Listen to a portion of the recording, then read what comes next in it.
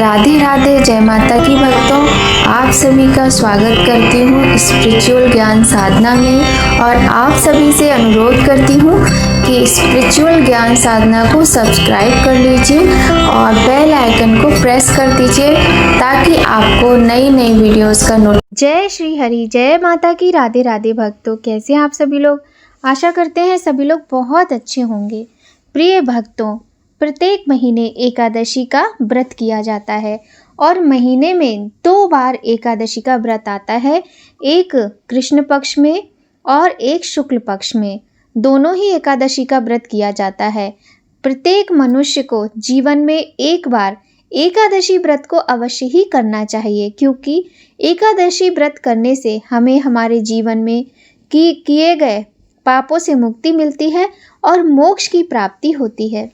तो आइए भक्तों, आज हम बात करते हैं भाद्रपद मास के कृष्ण पक्ष की एकादशी के विषय में। बड़ी ही सुंदर और सटीक जानकारी है। वीडियो में शुरू से अंत तक बने रहिएगा। ये वीडियो आप सभी के लिए अत्यंत महत्वपूर्ण है। सनातन धर्म में एकादशी तिथि का बहुत अधिक महत्व है। भगवान श्री हरि को समर्पित एकादशी तिथि के दिन उपवास किया जाता है और लक्ष्मी नारायण भगवान की पूजा की जाती है। प्रत्येक महीने में 2 एकादशी तिथि आती हैं। वर्ष भर में कुल मिलाकर 24 एकादशी के व्रत किए जाते हैं और जब अधिक मास होता है तो 2 एकादशी की संख्या बढ़ जाती है। अभी भाद्रपद मास का कृष्ण पक्ष चल रहा है और इस पक्ष की एकादशी तिथि को अजा एकादशी के रूप में मनाया जाता है।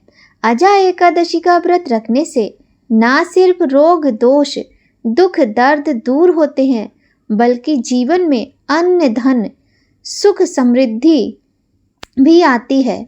आइए जानते हैं एकादशी का व्रत कब है, इसका क्या महत्व है।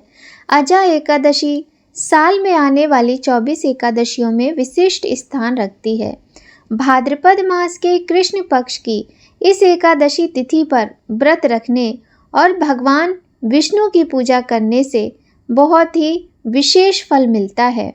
भाद्रपद मास के कृष्ण पक्ष की एकादशी तिथि 18 अगस्त को शाम 5:23 पर शुरू होगी और 19 अगस्त को दोपहर 3:33 पर समाप्त होगी। उदया तिथि के चलते अजा एकादशी 19 अगस्त को रखी जाएगी। वहीं अजा एकादशी पर कई शुभ योग भी बन रहे हैं, तो शुभ योगों में अजा एकादशी का व्रत रखा जाएगा। इन शुभ और लाभदायक योग में व्रत रखने और विधि विधान से पूजा करने का असीम फल प्राप्त होता है।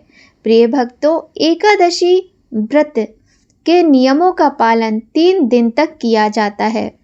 3 दिन तक निरंतर नियमों के पालन के साथ एकादशी व्रत को किया जाता है और एकादशी व्रत में पारण करने पर ही व्रत को पूर्ण माना जाता है, अन्यथा व्रत अधूरा रहता है।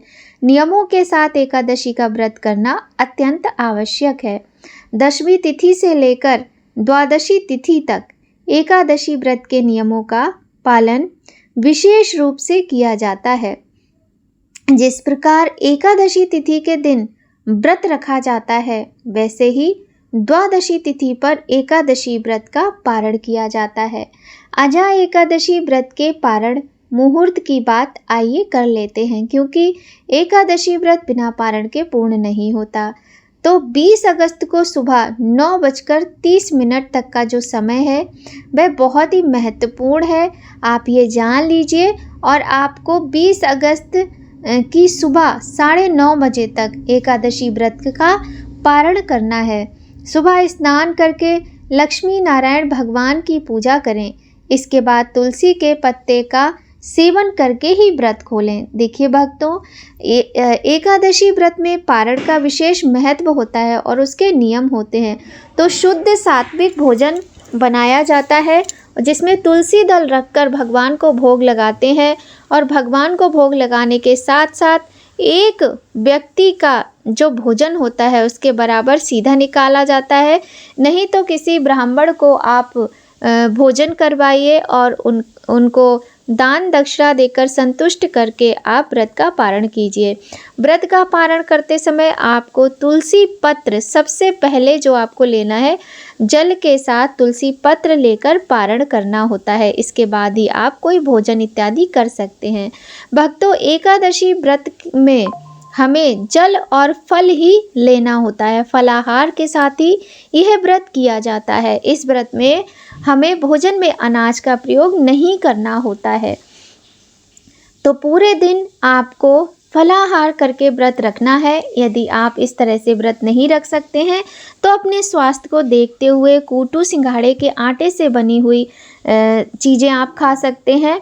साथ ही आप मेवा खा सकते हैं और घर में बनी मिठाई खा सकते हैं। बाहर से मिठाई मंगाकर किसी भी व्रत में हमें नहीं खाना चाहिए।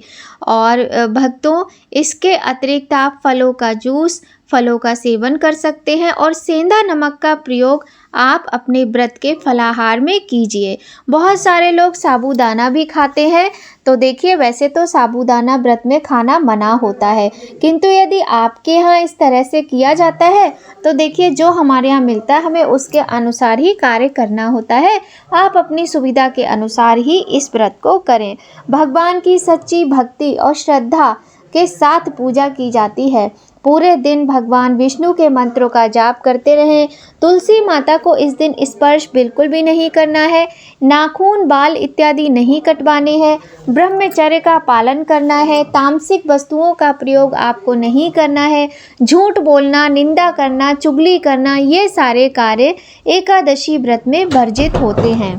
एकादशी व्रत में तुलसी माता के समीप दीपदान अवश्य करना चाहिए। एकादशी व्रत में हमें कुछ ना कुछ दान इत्यादि अवश्य करना चाहिए।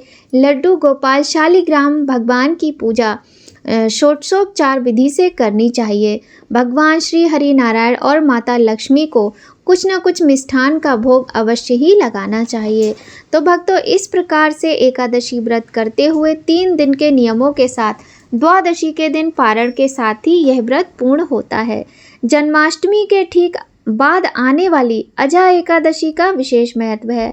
अजा एकादशी पर व्रत करने के साथ साथ रात्रि जागरण करने का भी विशेष महत्व होता है। इस दौरान भगवान विष्णु के नामों का जप करने से दुख दर्द दूर होते हैं, पाप से मुक्ति मिलती है और श्री हरि की कृपा प्राप्त होती है। मान्यता है कि अजा एकादशी का व्रत करने से 1000 गोदान के बराबर फल प्राप्त होता है। तो भक्तों, एकादशी का व्रत प्रत्येक व्यक्ति को अपने जीवन में एक बार अवश्य ही करना चाहिए। आज की ये वीडियो आपको कैसी लगी ज़रूर बताइएगा। अच्छी लगे तो लाइक कीजिएगा, आपके काम आए तो शेयर कीजिएगा ताकि दूसरे लोग भी इस वीडियो का लाभ उठा सकें। हमारे चैनल पर आपको समय समय पर 30 त्योहार से रिलेटेड इन्फॉर्मेशन, साथ ही व्रत की कथा कहानी भी प्रतिदिन आपको चैनल पर मिल जाएंगी। और प्रत्येक व्रत में हमें कथा अवश्य ही सुननी चाहिए। तो आप चैनल पर कथा भी सुन सकते हैं अजा एकादशी व्रत की। और अभी तक अगर चैनल को सब्सक्राइब नहीं किया है तो जल्दी से कर लीजिए, बेल आइकन प्रेस कर दीजिए ताकि आपको आने वाली वीडियोस का नोटिफिकेशन सबसे पहले मिले। तो भक्तों, आज की वीडियो में बस इतना ही। मिलते हैं आपसे नई कहानी, नई जानकारी के साथ नए वीडियो में। तब तक सभी लोग खूब खुश रहिए, स्वस्थ रहिए, प्रसन्न रहिए। जय माता की भक्तों, राधे राधे।